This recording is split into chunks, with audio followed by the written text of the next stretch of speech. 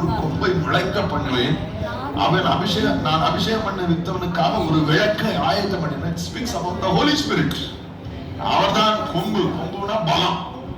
அங்கே நான் ஊழியக்காரனுக்காக பரிசுத்த ஆவியானவர் பலமா நிறுத்துவேன். நான் அபிஷேகம் பண்ணி வித்தவனுக்காக நான் பரிசுத்த ஆவியானவரை வழிகாட்டுகிற விளக்கா நிறுத்துவேன். ஆமா சொல்லுங்களேன். நான் சொல்லுவேன், ஒவ்வொரு தாவீதுக்கும் அவர்தான் கொம்பு, அவர்தான் விளக்கு. பரிசுத்த ஆவியானவர் தான் பலம், பரிசுத்த ஆவியானவர் தான் வழிகாட்டுகிற வெளிச்சம். கைகளை தட்டி